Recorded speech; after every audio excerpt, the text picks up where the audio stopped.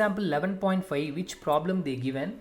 So find the energy possessed by an object of mass 10 kg when it is at the height of 6 meter above the ground. Given value g equal to 9.8 meter second power minus 2. So you have to know that, understand the statement from that one. It is raised above certain height. That means there must be some potential energy will be present on the object. Okay, so the given data will be mass equal to 10 kilogram they given. Okay, so mass equal to 10 kilogram one block, and it is raised at certain height. The height will be which is equal to 6 meter. Okay, height equal to 6 meter and the mass equal to 10 kg they given, and the g value they set to 9.8 meter by second square. Okay, the next one, what is the thing is the height. Okay, height equal to 6 meter and g equal to 9.8. okay, 9.8 meter by second square. So how to find the potential energy? What is the potential energy formula? So EP, potential energy, which is equal to, so M. Okay, first you have to know that what is the work is done on the object. So work is done against the gravitational force. So that means it is called as gravitational potential energy also. The other name of that potential energy, gravitational potential energy. Why it is? Because against the gravity we are lifting that one. Okay, so that means mgh, the potential energy mgh. So mass value 10 and g value 9.8, and what is the thing, h equal to what is the value of h they given? 6 meter. Okay, so 6 meter. So you have to know that for 10 this one decimal point will cancel. So 98 into 6. Okay, so simply multiple 98 into 6. So 8 6 are 48. So 9 6 are 54, 58. Okay, so that means that potential energy which is equal to 588 joule. The unit of that energy will be joule. Okay, so this is that answer for that problem. Okay, so and one more problem they given. So that problem, please take your book and just see that example 11.6. okay, example 11.6. so how to do this problem? Just read the problem. An object of mass 12 kilogram is at a certain height above the ground. Okay, if the potential energy of the object is 480 joule, find the height at which the object is with respect to the ground. G value 10 meter per second square. So you know that potential energy formula. Okay, potential energy which is equal to mgh. Am I right? mgh. Okay, actually they said mass they given. So what the given data? So given data, first you have to write given values. So given values, the mass is 12 kg. So mass is 12 kg, and they rise certain height. They didn't mention the height, but once if you taken to certain height, that object possessed that much energy. How much energy means that potential energy value they given 480 joule. Okay, but they didn't mention the height of that object. Okay, height, from which height you have taken. So and g value they given 10 meter by second square. Okay, so here in the problem itself they given g value. Okay, if they didn't give means you have to take 9.8. so we have to find h value. Okay, so first you know that what is that formula, ep, which is equal to mgh. So h only if we want means others you can take that side. So that means ep, okay, divided by mg. So that means ep which is divided by mg equal to h. Okay, so this is the formula. Use the formula, just take the values and substitute here, you can find the equation. Okay, what is that value? So ep 480 and divided by what is that mass of that object? Mass equal to 12 and gravitational force 10. Okay, so 10, this is the height which is equal to height. So 10 cancel, 1 12s are 12, 4 12s are 48. Okay, so that means your height equal to 4 meter. So this is your answer regarding that height. Okay, so while we are work out this kind of problems, we can understand the best way. Okay, So anyway, the next concept is actually how energy is convertible. Okay, as you know that energy which is neither created nor destroyed, this is a conservation of energy.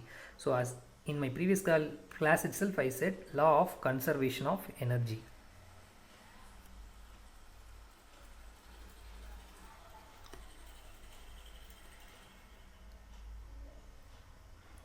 So law of conservation of energy, what is the thing they will say from this topic means we cannot change the energy. That means we cannot change that value. Okay, that means energy is constant. Okay, we can change the form only, we can transform the form only, but we cannot create or we cannot destroy. Okay, so I think you can understand what I'm trying to say.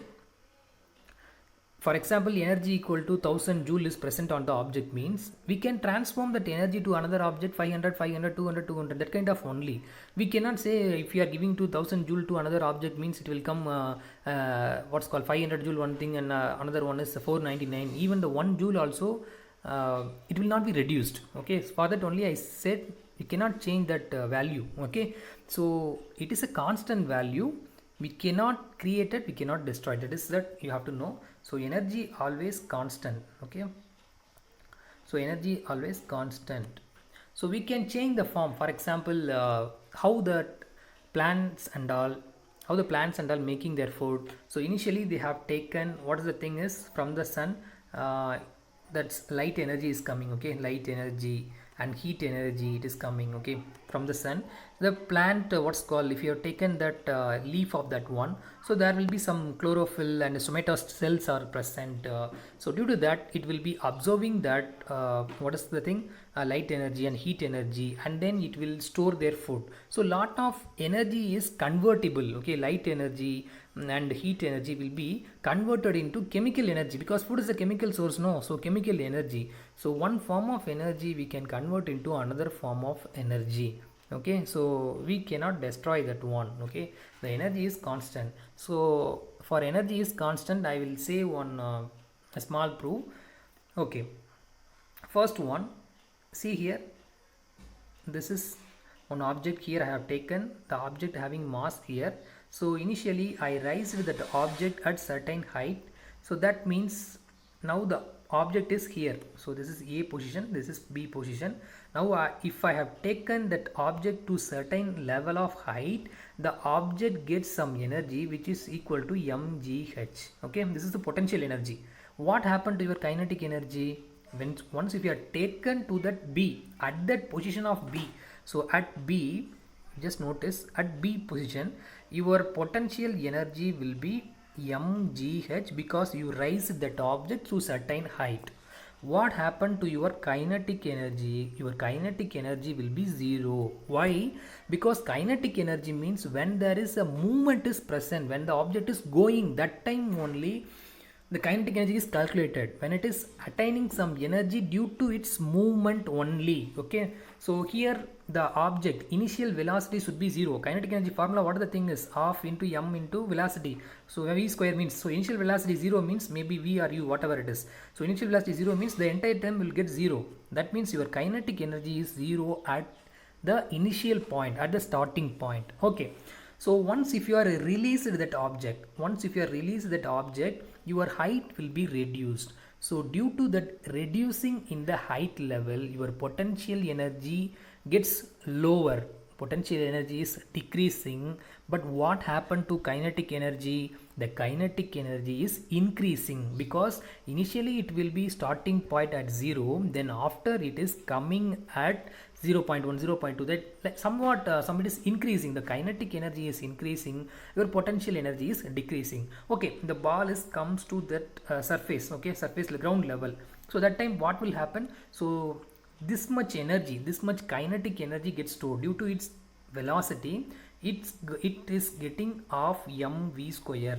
This much energy gets by that object due to its movement, because the kinetic energy will not be 0. So kinetic energy attained by that object equal to half mv square.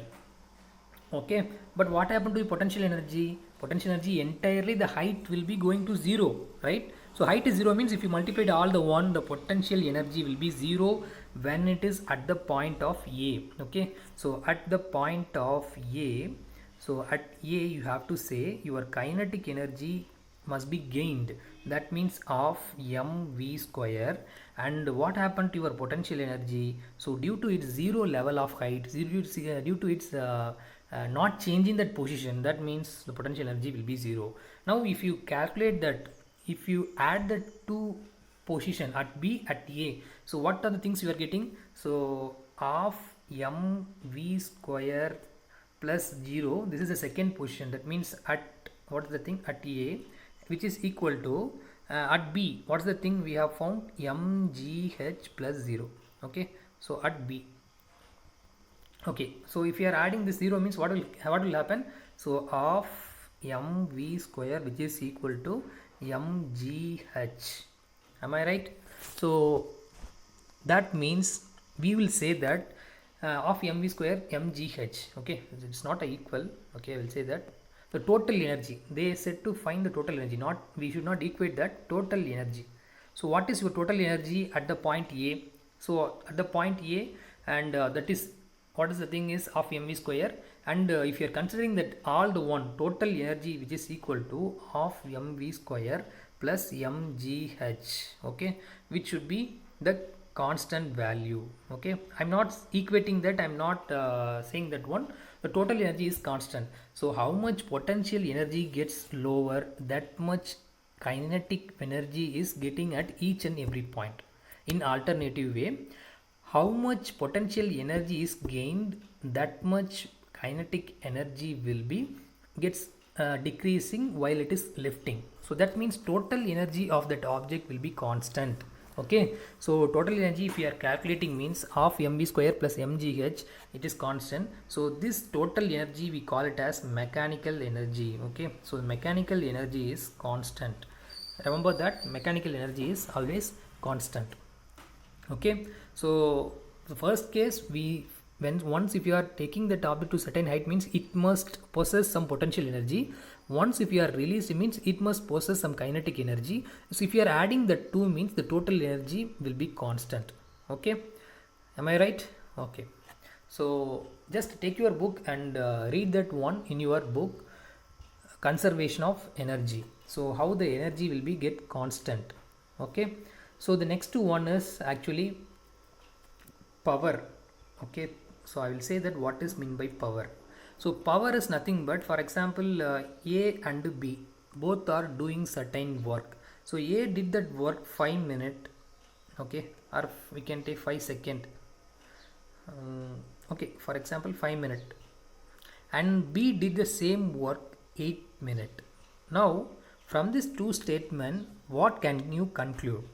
Which person having more power? So the more power means A, because he did the same work and he finished that work, particular work, with a less number of time, less time. But compared to that, what happened to B?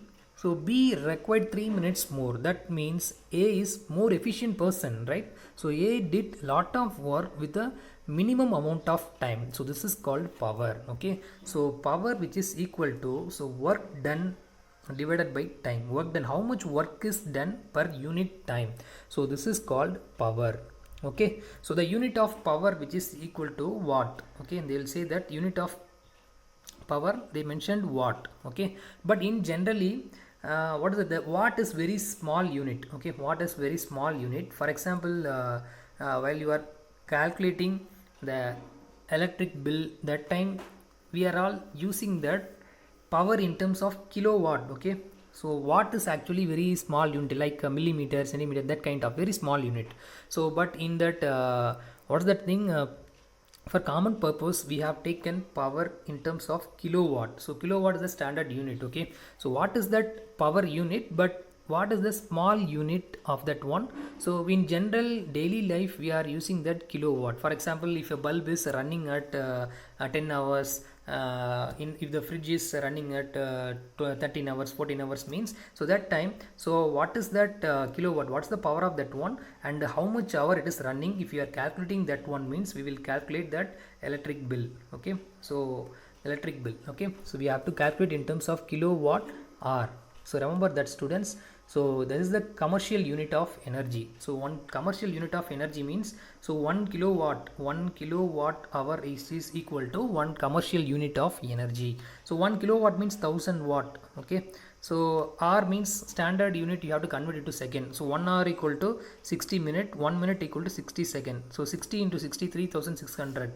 So 1000 into 3600, which is, we can written as in terms of scientific, 3.6 into 10 power, see here, 5. Okay, so 36 into 10 power 5 we can write, otherwise 3.6 into 10 power 6 we can write. Okay, okay students, power is nothing but, so how much efficient that person is did that work. Okay, so work done per unit time, that is called power. So 1 unit of power means, what is the thing is, 1 1 joule of work done in 1 second, that is called 1 unit of power. Okay, so we will do that some problems based on that power concept in the next session. So I hope you all understand, students. Please take your book and read that concept, then only you can understand. So don't merely consider even when I taught this one, for that time itself, only some person only can understand. So remaining and all, they can just take your book, and what I suggest today, take your book and read it once after saw that video. Okay, so thank you all. I will see that next session. Thank you.